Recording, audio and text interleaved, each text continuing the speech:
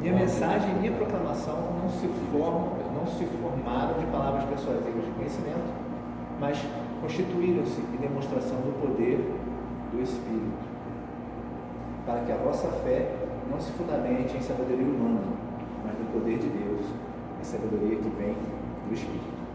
Eu vou me deter por enquanto aqui.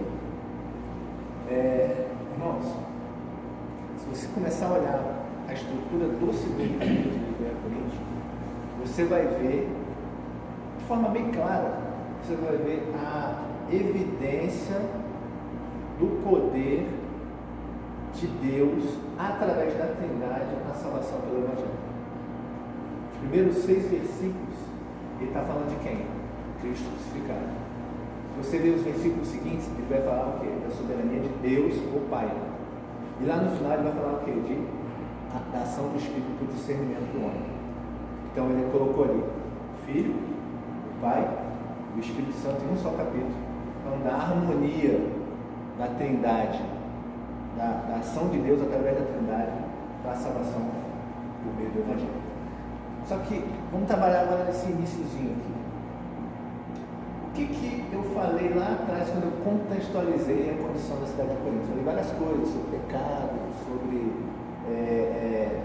as divisões que tinham dentro da igreja, mas tem uma coisa em particular que se encaixa bem nesses primeiros 5 versículos do capítulo 2, quando ele faz o contraste da sabedoria e do que ele queria pregar. O que eu falei sobre qual é um dos, digamos assim, dos momentos de diversão em que se ocupavam o povo daquelas cidades gregas, mas de Corinto especificamente, em relação ao convívio social? Debates. Debate. Disputa de conhecimento, debate. O cara ia lá para a praça pública para debater filosofia. E aí, vamos lá. Se vocês começarem a estudar, não recomendo muito não, porque é chato pra caramba, mas tem uma disciplina que chama retórica.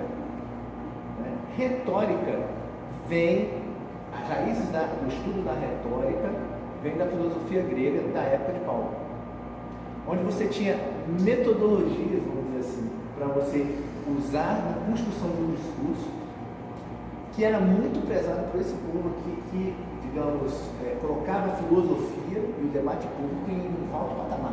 Exato.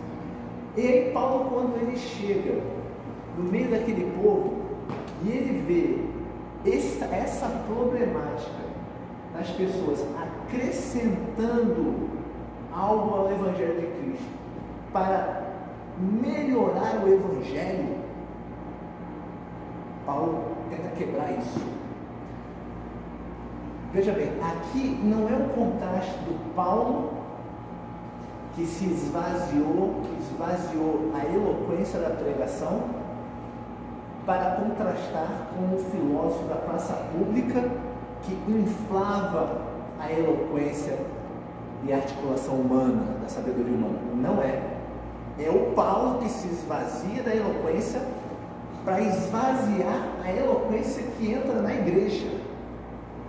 Ou seja, é aquele cara que se converteu, vou botar aqui entre aspas, ao Evangelho, entendeu a mensagem do Evangelho e ele quer melhorar o Evangelho.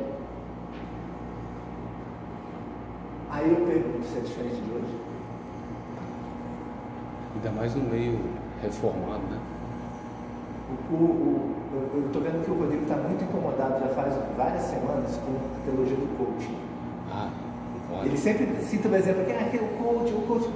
O coaching é isso. É bom eu medir o que eu falo, a maneira como eu falo, a maneira como eu transmito, porque isso vai melhorar como o Evangelho é pregado. E aí vai tocar mais ele, vai tocar mais ela, vai tocar mais ela. Paulo fala assim, olha, o Evangelho não precisa de eloquência humana. O Evangelho não precisa de melhorias ou de puxadinho. Glória a Deus. A centralidade do Evangelho não é o convencimento pela sabedoria, ou o convencimento pelo emotivo, ou pelo mero argumento humano. E aí, vamos lá, não é um iletrado falando isso. É Paulo, que foi ensinado aos pés de quem? Gamaliel. Em que cidade? Isso não fala muito. Gamaliel fala. Em que cidade? Tarso. Não, onde tinham só Na cidade de Tarso. só os brigadeiros. Que era cidadão romano. Paulo, pessoal, ele reunia em si mesmo os requisitos ideais para que ele chegasse ali e quebrasse aquela audiência. Por quê? Porque ele tinha o conhecimento da tradição judaica, e não era qualquer um, vindo de Gamaliel, que era um mestre da lei. Ele tinha o conhecimento vamos dizer assim, da sociologia e do direito romano, por ser cidadão romano, e a cidade de Tarso competia com Atenas em critério de desenvolvimento do pensamento filosófico naquela época. Tinha 3: Atenas, Alexandria e Tarso. Paulo era de Tarso. Então, você tinha um cara altamente qualificado, e ele chega naquele meio e fala: todo mundo está fazendo isso, todo mundo está usando a teologia do coaching para tentar arrebanhar pessoas para a causa do Evangelho. Aí ele: eu não vou fazer assim. Por quê? Porque essa não é a centralidade do Evangelho. Perfeito. A centralidade do Evangelho não é pregar ao encontro daquilo que você precisa ouvir para arrefecer a tua alma, tua carne. Não, eu estou com um problema familiar. Ele está com um problema familiar. Aí eu vou e começo a falar só de família, emoção, tá, e Deus vai restaurar, e Deus vai fazer, tal. Daqui a pouco ele está chorando aqui. Caramba, Deus ouviu o meu chamado, Deus ouviu a minha causa. Ele está com problema médico.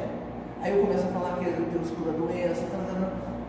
O que ele precisa ouvir antes de saber que Deus cura a doença é que Deus precisa curar a alma dele. Glória a Deus. O que ele precisa saber, antes de ouvir que Deus restaura a família, é que Deus quer capturar a família dele para o convívio dele. Se Deus vai curar a doença ou não, pessoal, porque eu botei no áudio de manhã. Realmente isso é importante? Vamos falar a verdade. Fabiana, realmente isso é importante?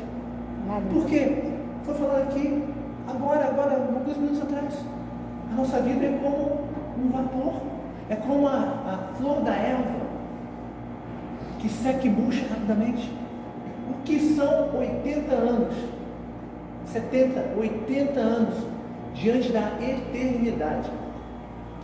E se é com o teu câncer, vou usar o exemplo dela, se é com o teu câncer que Deus vai tirar você daqui, cara, eu conheço Deus só de ouvir falar, Jó, e vai te levar aqui, ó, hoje meus olhos o veem.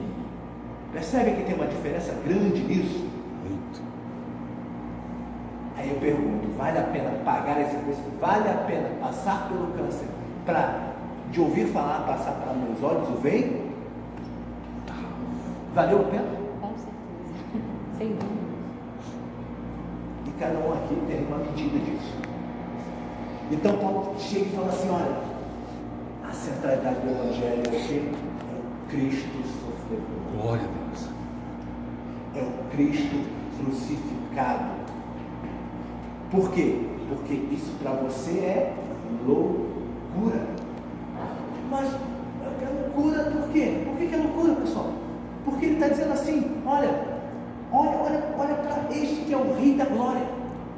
Olha para esse que é o autor e consumador da salvação. Ele se esvaziou, aí Filipenses, ele se esvaziou, ele se diminuiu. E por se esvaziar e se diminuir, ele abriu para você a porta de acesso a um relacionamento com o Pai.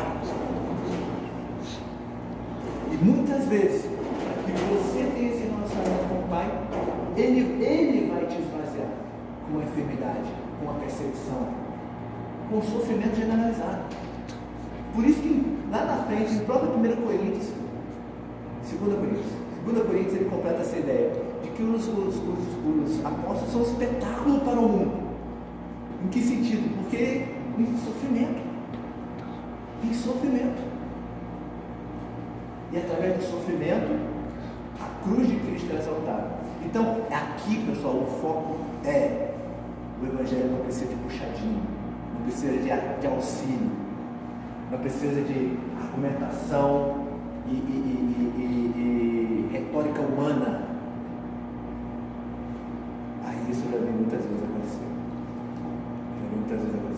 Aquela velhinha sem estudo, a assembleia, a velhinha do coque, o saião, o que carrega o guarda-chuvazinho aqui, pendurado, e vai lá e fala no ouvido de alguém durante o culto, e ali está a verdade do Evangelho, a simplicidade dela, e o cara cai diante de Deus, reconhecendo o quê? Que é um pecador e precisa de Deus. Ou seja, não é o estudo dela, não é a retórica dela, não é a entonação de voz, não é o coaching, não é nada disso. É a simplicidade do que o Evangelho é, da natureza do homem, da natureza de Deus, e como é que elas se conciliam